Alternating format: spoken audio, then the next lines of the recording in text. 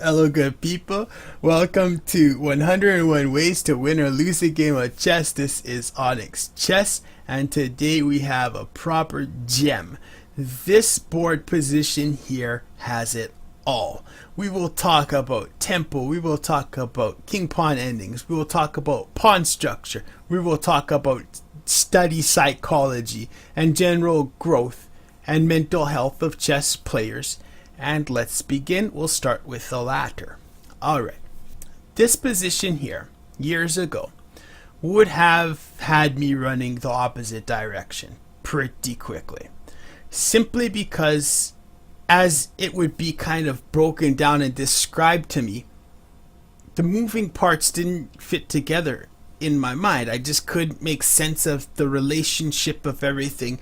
And while, I could play somebody's lecture on it and rewind it and pause it and sleep on it and come back the next day and still not really get it really, it's discouraging. And sometimes I think, if you demand of yourself that you learn it all in a day, that you're going to be discouraged and probably end up finding something better to do with your time. Alright, so I'm here to tell you, don't worry. I'm here to tell you, I understand. I'm here to tell you, give it time. Alright, there's a process that happens. You take in some information. You kind of gotta form some knowledge about it, so your own kind of interpretation of this information. And then it's gotta eventually crystallize into an understanding. Where when you're at the board and you see this idea, or you see this theory, or whatever the case is, that you understand what's going on and you know exactly what to play because you understand all of the mechanics of the features of the position, you see. So that's kind of the process that has to happen. Now, notice how you can't watch, a lecture that, Grandmaster Kobian's giving, or Grandmaster Polgar's giving, or whomever, and then all of a sudden just play like them. You can't just all of a sudden take all of their ideas and, hey, now I'm playing a game of chess. Oh, look, there's the idea Kobe was talking about. Oh, look, there's the idea Polgar, and start playing. It just doesn't happen. You see, it's got to come from you. It can't come from anywhere else. It's got to come from you. It's got to be that when you're playing a game, you see something and you can understand it and apply the correct solution. That's what has to happen. And that's just not a game. For some, yes, but for the 99.9% rest of us, no, that's not something that happens overnight or 2 nights or over a week or over a month or even year or years, even decades for some of the very slow like me. You see, it's a grind. But it's just to say, don't lose hope. Alright, just because it's a position you can't ever picture yourself understanding does not mean that in a year or 2 or 10 you won't fully, grab and grasp everything about that. Alright, so just be patient with yourself and don't try and do it all in one day. I think that's worth saying. And all of that, yes, stems from this board position. I told you it's a gem. I was not lying. All of this is just absolutely implicit. So I think maybe let's just talk about the position for a bit then. Let me just tell you like this, and you can pause it if you need to, but white to move, go ahead. Okay, what's your move? White to move. No, not white to move and win, not white to move and draw, not white to move and lose, just white to move. What's the best move? You see? Because when you're playing, you don't have anything or anybody to tell you white's winning. Just find the move. You don't have anything to tell you that's a drawn game. You'll have nothing. All you have is this position, your move, what you're going to do. Now let's look at this. The psychology here, to me anyway, I imagine many people, is kind of ominous. When faced with this position, it looks like a draw, probably drawish, but maybe there's a trick there for black, or maybe there's a trick there for white. We see several different variations with at least a half dozen moves here. Like, what's going on? I don't know if there's... It's tough. It's a tough position if you're told white to move. What happens, though, if I tell you white to move and win? Now what? Now you have a focus. Now you have a question to answer. You understand? In one variation, we're talking about what's your move going to be? And it's like, well, I don't know. And the other variation, we're asking, what's the winning move? And now you say, I don't know, but let's see. Let's see what might win. And now you're on a proper course. Now you're in a, you understand your mind's, facing the right trajectory now. So I think that is very important to have some direction in your thought process. And yes, the difference between me telling you white to move, go ahead, and me telling you white to move and win is a big one. That's a massive difference. In fact, enough times where I've been playing my own games and I just almost accidentally think to myself, I think I might have winning position here. No reason to think it's winning. I'm not up a pawn. I'm not up. In fact, usually I'm down. Usually I'm probably almost finished. Usually. But just I don't know why, but I accidentally think to myself, hang on a sec. If you find the move, you're going to win. It's like a little radar. I get a little radar, a little spidey sense about it. It's actually a move to win. Just find it. That's all. Just find it. And you'd be surprised how many times, and it's almost always tactics that I wouldn't have seen otherwise. It's tactics that were absolutely invisible to me a second ago, but now boom, there they are. Yep, I can try that. That's a good try. And if not outright coming back to win a game, at least, making a good fight of what was a clearly otherwise lost position. I mean, once you give up on your position, that's the end of it, no matter what. Whether you're winning or losing or drawing, doesn't matter. You give up, you're done. See, we always want to do the opposite. This is what I'm saying. Enough times, just assuming I have a win position, it's produced winning moves. It's never ever lost me a game, but it's won me many. So, maybe just keep that in mind. A little psychological trick. You're feeling a little bit overwhelmed. You feel you're in a key position. You're feeling that this move really matters or something, and it's just tough or whatever. If you're in I'm completely losing, but I don't know if I have something. No, just know you have something. Know that you have a one position, a winning move. Just go find it now. And see how often that doesn't make a difference for you. So, let's upgrade from white to move to white to win. White to move and white to win. If you need to pause it, go ahead. Now what's going on here? Alright. So, in this position, we have a few questions. Because that's where we start. We don't start with tactics. When I say white to move and win, you don't say, well then let me see. Pawn moves here, then my king moves here, pawn moves here, okay, king moves there. No, that doesn't work. Let me see. Pawn here, king takes pawn. Pawn here, king takes that. No, that doesn't work. That's not how you do it. That's not how we do things. That's not how we do things. We don't start with tactics. We start with questions. We start with fundamental questions, and then we provide ourselves tactical answers. So it's always like Mr. Fundamental chatting to Mr. Tactics all the time. And all Mr. Fundamental does is ask Mr. Tactics questions all day long, and Mr. Tactics answers. Mr. Tactics says, let me think about that for a minute. Okay, here's the answer, Mr. Fundamental. So here, simple question. Can this king stop these pawns? Or are these rollers going to somehow queen? Now, obviously, that Mr. Tactics says that one's easy. No, you're fine. White king can stop those pawns, no problem. Same question, black king. Can black king stop these pawns in any variation? No problem. Mr. Tactics says, in fact, with all four of these pawns here, if any pawn moves, these kings will wipe out both of them. So if a black pawn moves, a white king will wipe them both out. If a white pawn moves, the black king will wipe them both out. That's the truth of this situation. What else would you like to know? You understand? So we're always having a conversation between the fundamentals and the tactics, because information's nice. If you don't gather clues to kind of show you where you need to look, you'll be clueless. Nobody likes to be clueless. Nobody wins chess games while being clueless. You understand? So we're always trying to gather clues. And this is just a bit of information that may or may not be relative and relevant to the situation. That may or may not be a deciding factor. We don't know. But let's just keep up the investigation, right? So now we start looking at things like, all right, so pawns can't move. All right, well, what's going on with the kings? And we see even, that ideas like, well, this king, say, taking c5 simply can't work because then e8 is inevitable. Just like if the king touches the fifth row, same thing, then the g pawn is off to the races. Now, this is not to say that in no variation should either king touch the row, because then there'll absolutely be a pawn. But it's just to say that that threat is there, and we would have to tactically justify ourselves if we were to move to the fifth row, especially the black king, because he's 3 moves from that queen where white is only 2.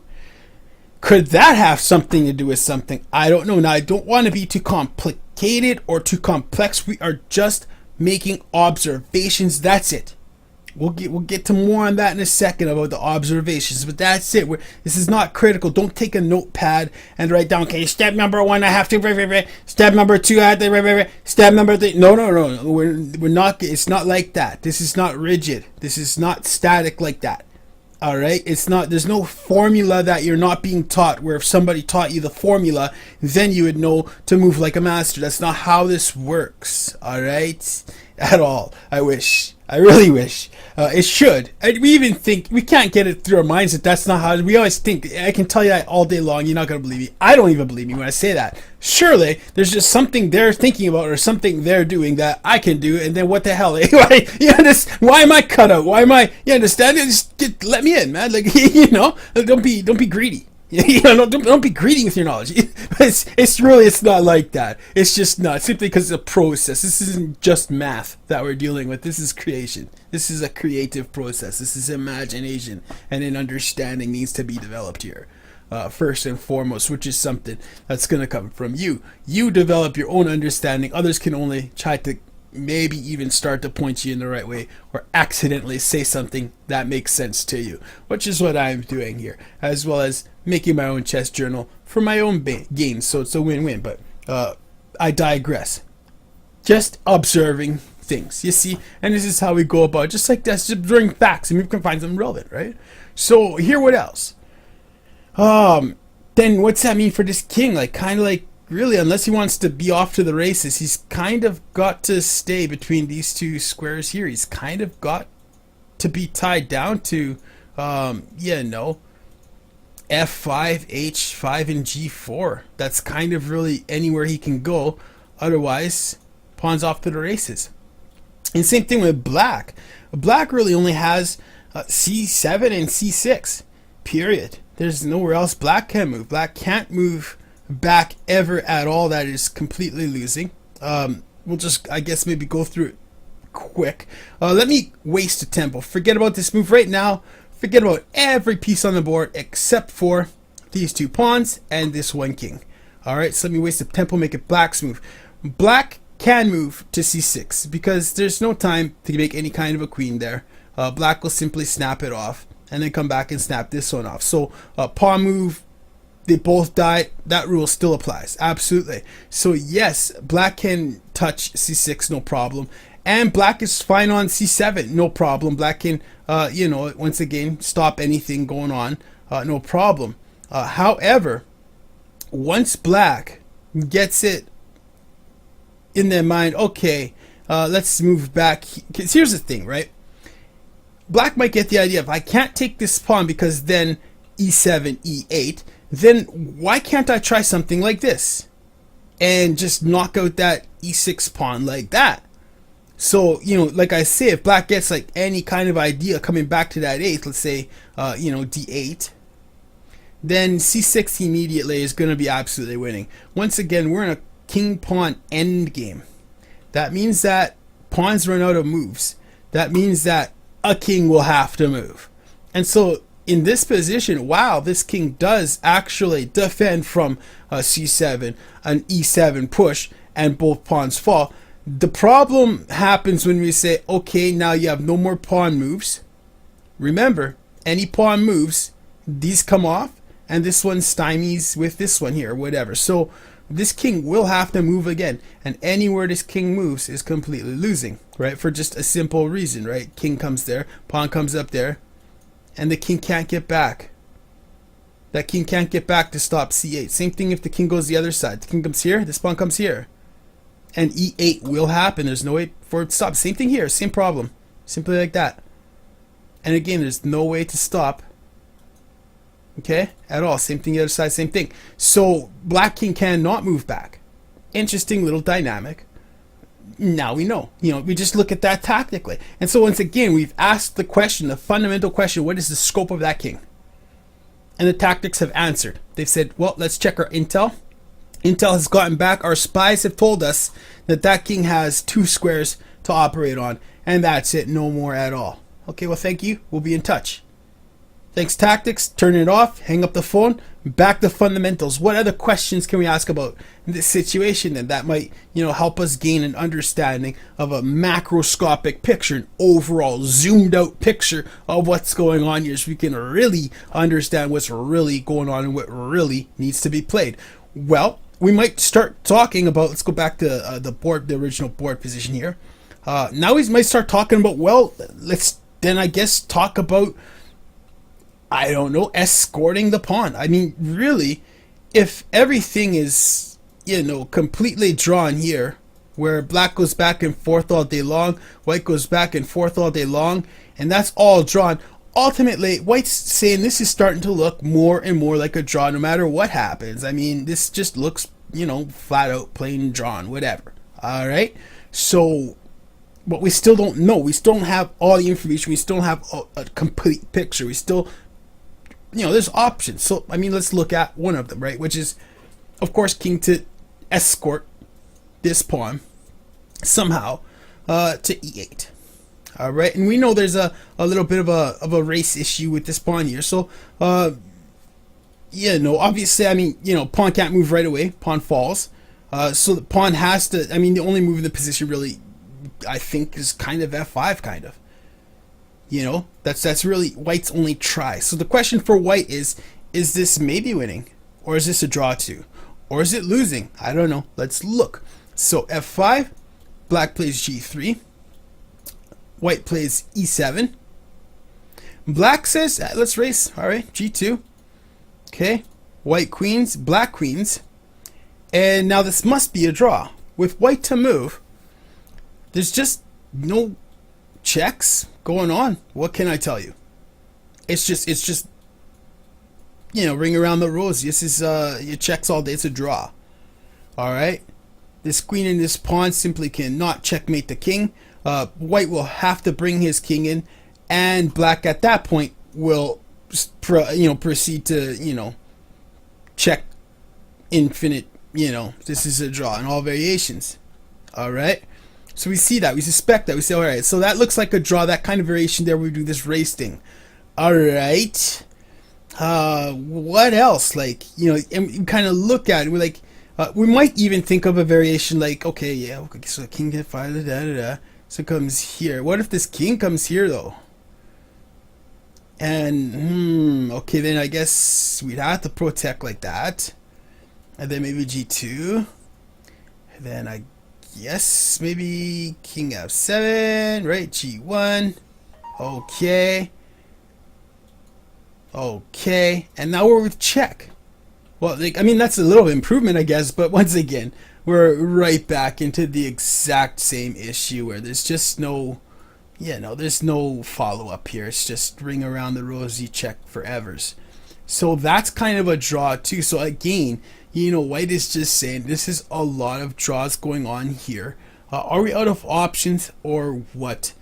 Should I just offer, or are there more unanswered questions going on?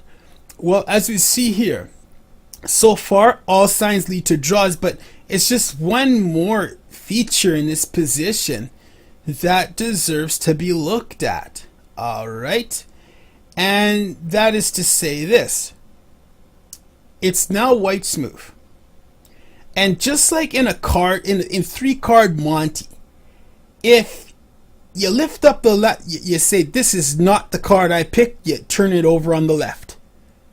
You point on the right card, this is not the card I picked either, you turn it over. And you know what? You know that the card that you didn't that you didn't turn out, that must be it. You know that has to be it because you understand? Exact same thing here. We understand that there's no kind of a race thing going on here where one side or the other is going to win. We understand that these kings can go back between these squares forever ad nauseum. Nothing, and we understand these any pawn moves is, so that's it. We see this is just as straight drawn, but there's a third feature in this position, which is of course these pawns. In this third feature, I mean, so already white knows everything's a draw anyway. You know, the only chance I have for a win here, because what did we say? Hang on a sec. Hang on a sec. What did we say? Did we say white to move? No. If we had started this saying white to move, you would tell me this is a draw. At this point, you would say it's a draw, move on, next game, whatever. No, we said what? We said white to what? Win. We said white to win. So there must be a win. That's what we said. You understand? Once again, don't ever play the psychology as irrelevant. Walking into this position thinking, okay, it's just my move. I wonder what it is. I don't know. Maybe I'll win. Maybe I'll lose. No, it has to be to win. That's it. You play to win. If you need help in any position, you get too, nearsighted. No big deal. Close your eyes for 3 seconds and tell yourself, when I open my eyes, I will be looking at a puzzle. The puzzle will be black to win or white to win or whatever color you're playing. I'm going to be looking at a 2-win puzzle. And that's it. That is now the truth for you. That is your truth. That is your assumption. That is what you will operate under. No deviation, no exception until the game's over. You understand me? Because now, when we're in this position, like I say, we've turned over 2 cards. There's a third one left, which is these pawns. And we see that if we play a4, black plays a5, white's king to move. Alright? We see that if we play a3, black plays a5, white plays a4, black's king to move. Maybe that's significant, maybe not. Now, in a variation where we looked at that escort thing where that king came to d7 to defend against the e8 promotion, it doesn't really matter if that king comes to d7 from c6 or c7. It's the same variation, the same everything. Nothing should really matter. This would not matter. The thing is we looked at a variation before that though. We looked at where these pawns got in a race. We looked at a variation where, let's play it again. Black to move. White to move.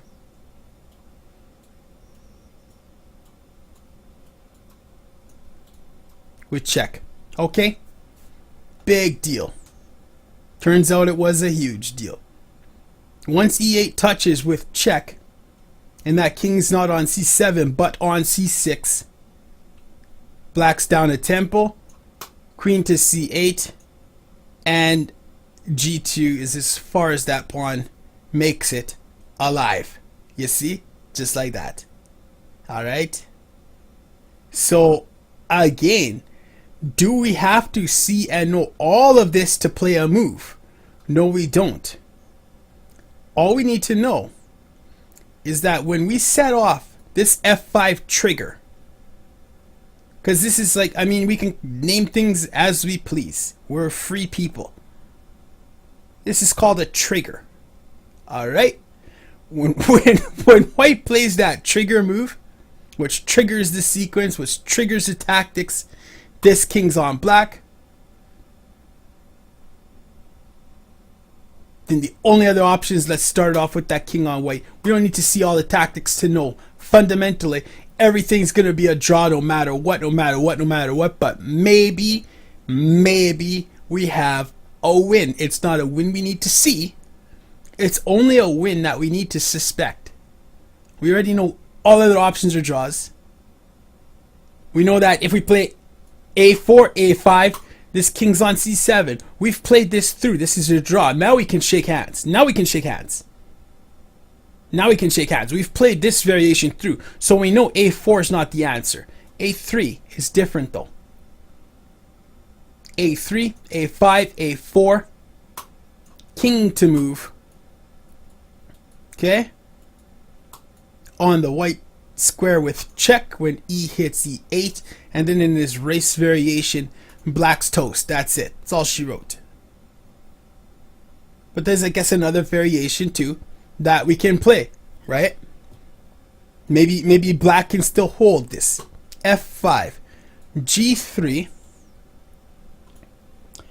e7, and now since g2 is losing, maybe king d7 wins the day. I don't know. Let's look at it. King to f6, g2, c6, check. Yeah, double exclamation mark, why not? And what's that double exclamation mark talking about? That double exclamation mark means something. What does it mean?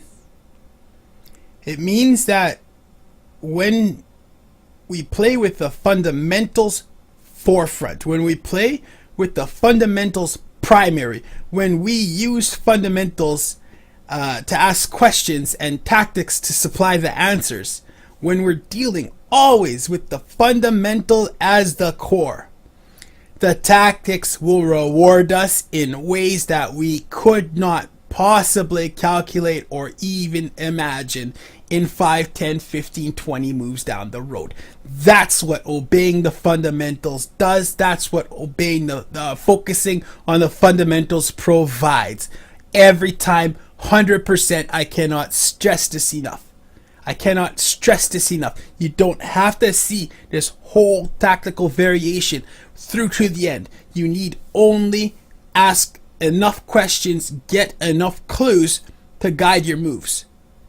And so long as your moves are based on the fundamental theory that you are observing, I will tell you, flat out, the tactics will reward you in ways that you never knew about. Further, this has you at all times wondering if you shouldn't be looking for tactics, extra, little extras, right? Little fundamental presence from moves 5, 10 moves ago in every position. So never mind that.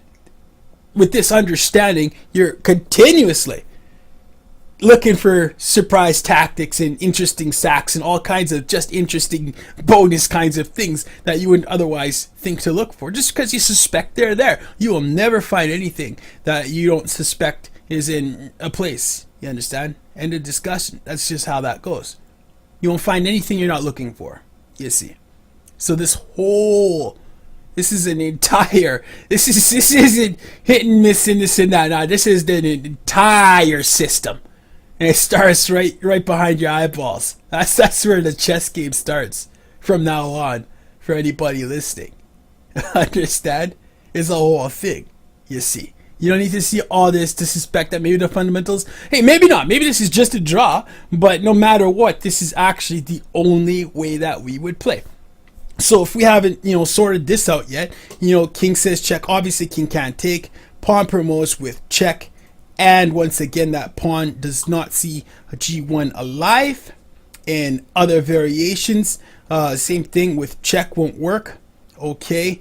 What leaves, if king wants to come back, we got that nasty little c7 shot where we're threatening c8 mate. This means that after c7, king has one move, which is back to d7 to hopefully stop here or hopefully stop there. But either one plays. And once again, when the king takes it off, it's with check. And no matter what happens, that pawn, once again, is gonna fall. You see, so no matter what, sorry, pardon me here. This goes like that, says check. King moves, king gets hit. So no matter what, this is completely losing in all variations. So the only last hope, I guess, black has here is simply d6 or c7 And what did we say? What did we say? When you move based on fundamentals, white queens, black queens, only move, only move. Tactics will often reward you. Okay? Same thing the other way around. When you play based on the fundamentals, with your fundamental understanding, you don't need to see 1,000 tactical moves ahead. You just need to know where that first step is. You don't need to know the entire pathway through the forest. You don't need to know the whole trail, every bended turn. You just need to know where the entrance to the forest is. That's all. You don't need to see the whole thing just to take the first step. You just need to know that's the right step. That's what I'm saying. You know, so here, same thing, same tribe, black, you know, king to D6, queens, black queens, and it's the exact same issue. Check. Black's forced once again into that little G's. It's the end of it, man. All right, tactics came through, little presence. Okay. All right, so what we're dealing with, man. I told you this is gem. I tell you this is pure raw chess. Raw chess. This one here has it all.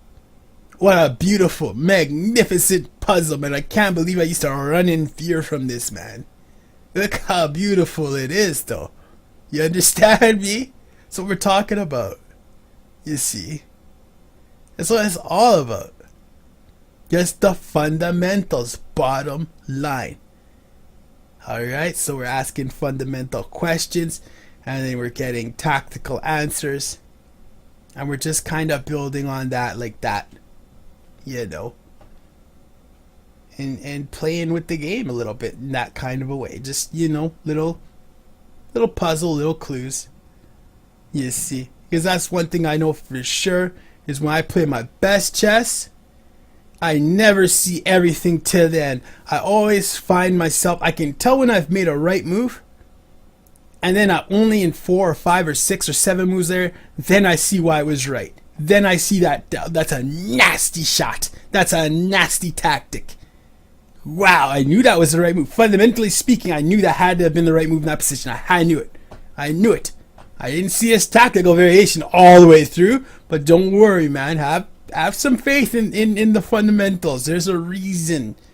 There's a reason those are called the right squares for those pieces, which effectively is what playing the fundamentals is. That's the object of the thing. What's the best move in any given position? What square should a piece be on? There's a reason that's the right square. You understand? And it's because, yes, the tactics will come and reward you in ways that you just did not dream about at all 2, 3, 4, 5, 10 moves ago. You understand? The last point I want to make about this is kind of like the growth. The way let's just touch on growth again. This puzzle, actually, when I played this game, I did not have the time to find F3. I played F4 immediately, and this game should have been a draw. Black played inaccurately. I ended up winning, but I missed a shot. I missed A3 to win. All right, but the thing is, the second this game was done, I went straight to that move. I know there was a tempo trick there. I know it had to have been there. I didn't have the time to sort it all out and everything, but that's how I even found this.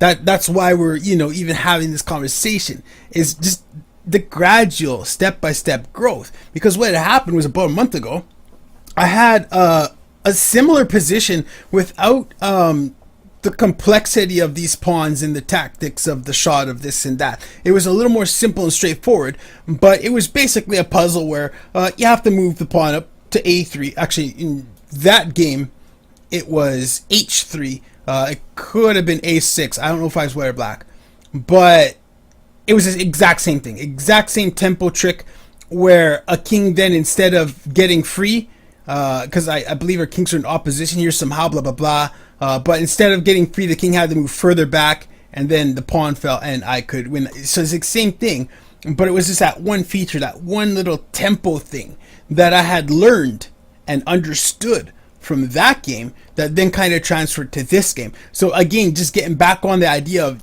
you know, puzzles looking impossibly hard in ways that you'll never be able to understand and apply. That's all garbage. That's not true. Just as you learn fundamental by fundamental, idea after idea and so on, and you get the understanding behind it, that's where you can begin again to, you know, grow and progress yourself like that, you see. So actually in this case here, interestingly enough, when we go back to the original position, and just like algebra, you can really check your math, can't you? Sometimes, if you're lucky. Notice the starting position. That pawn is on a6. Let's look here. This is a game position where the pawn is on a7 instead of a6. If we're correct, if we have the whole understanding about the tempo ideas here and the mobility ideas here, then when we look at this puzzle, exact same position, except instead of the pawn on a6, the pawn is on a7. This should be a draw, and wouldn't you know, when you turn the computer on, that is exactly what the computer says. What are the precise mechanics behind this? How do you know in terms of, well, what if black moves 1, or black moves 2, or white moves 1, or how do you calculate all of these tactics once again? It's just crazy. It's not so crazy. It's really not, because all we're talking about, and this is why we call it a trigger move. That's all you need, is that understand that trigger point. Alright, whether the pawns are back here like this or here like this, the whole point is that when king f5, if black's king is on c7, this is a draw. When king f5, if black king is on c6, this is a win. That's all we need to know. That's it. That's it. That's all. Nothing is nothing more complicated. So here in this position, when we're looking at these pawns and we're wondering to ourselves, all right, well, hang on a sec. Then if this guy moves 1, then black can move 2, and this guy moves 1, black to move. Okay, but then white would be winning though. So what other option was there for black? If black to move 1, or white to move 1, what if black moves 1? White to move 1, black to move 1. Now it's white to move, going into the trigger position, which is a draw. Alright, okay, well, what else? What if... So we know with accurate play, a3 is answered by a6 accurately. Okay, but then what if, like, let's say, black tries a little trick here and says, well, I'm not going to play a5. I'm just going to use that one tempo. But once again, what did we say? As long as that king is on c6 when we hit that trigger, white wins. So that's the whole key. That's all we need to understand about the position.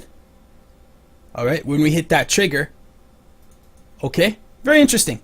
And once again, like, this might not come up in such a complex, in fact it won't. You'll see this theme come up in a much simpler way.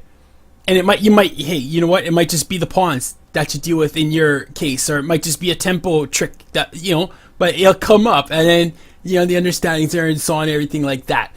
That's what we're talking about. This is what chess is all about. This is Onyx Chess. Thanks for stopping by. May you see the board well, and may your pieces find the very best squares.